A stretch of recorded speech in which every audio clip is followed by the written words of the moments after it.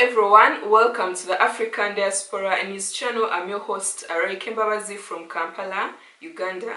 So coming out of Lusaka, Zambia, a Zambian man has reportedly snatched the wife of his Chinese boss and took her away with him after the boss refused to pay him his full salary. So after the man did this, he shared a picture on WhatsApp of the wife of the boss lying on his chest. She looked very sleepy and very exhausted as well, and he added a caption saying, "You can keep the salary, I don't want it anymore." So when the Chinese boss saw this picture, he reported the incident to the police, and currently they are on the hunt of this Zambian man.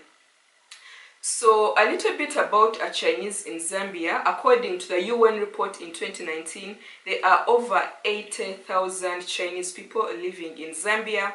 We've seen stories before of the way Chinese people mistreat Zambians in their own country.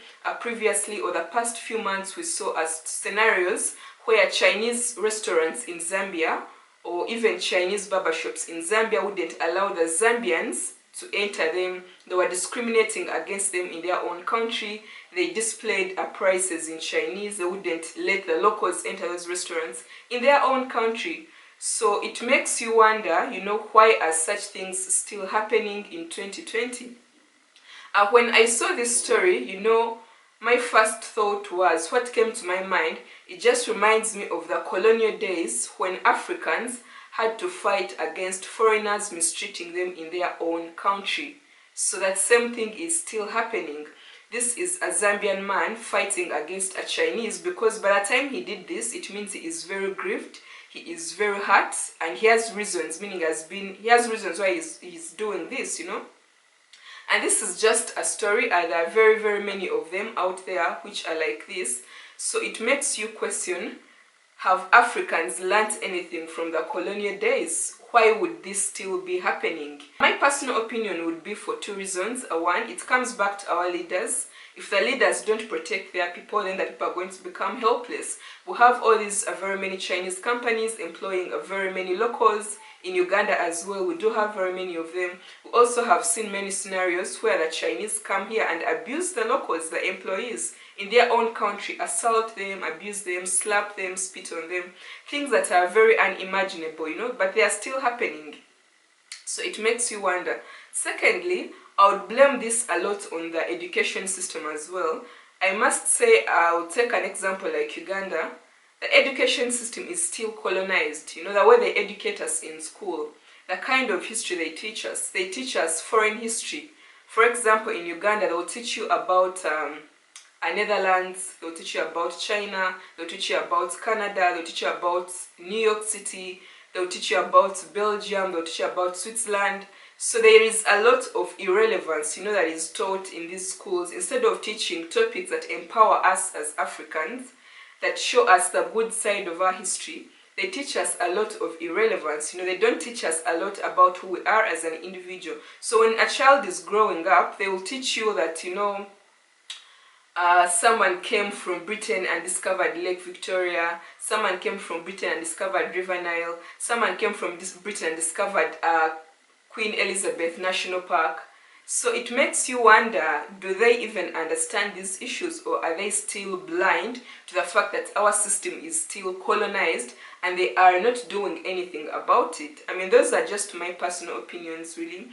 But our education system is failing us currently. I would say, for example, if I take an example of Uganda, and also our leaders are failing us because they've opened our borders too wide to these foreigners who come and pose as investors.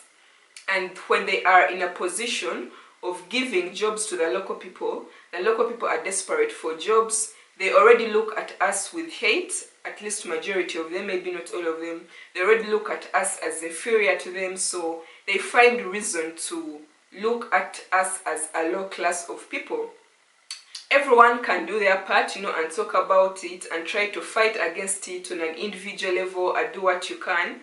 But it is sad that actually our leaders are letting these things happen. We don't need China. As Africa, we don't need China to survive. I don't think Africa needs anyone to survive. We can survive as a nation we can survive as a continent without these foreigners, because their intentions are not good in any way. So I do not really understand why our leaders are still very blind to this issue, or very blind at this matter, and they're not protecting the people in any way. That's all I can say. The people themselves, most of them are not they're also not very aware to some of these issues. Everyone is going on with their day-to-day lives, but it just disturbs me really. You know, why would this still be happening in 2020? Did Africa take any lessons from colonialism? Anyway, I'll share your thoughts below. Let me know what you think. It's very good that this brother, you know, just stood up and said, okay, if you do me wrong, I'm going to do you wrong as well. Maybe this Chinese man is going to get a lesson. Probably the police also fail. Sometimes the laws as well fail the locals, because, you know, if I go to the police, I might not get any justice. You know, the police is going to make it lengthy.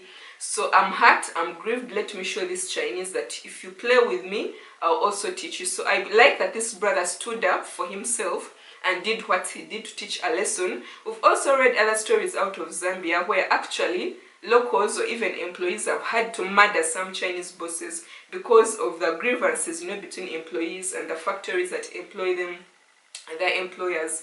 So it just disturbs, why are Africans still in such a position? Be sure to check out my YouTube channel called Host Stories UG, and also follow me on Instagram, Facebook and Twitter at Rae Kembabazi to get to know more stories out of Africa. Thank you so much for watching, and see you on the next story. Bye.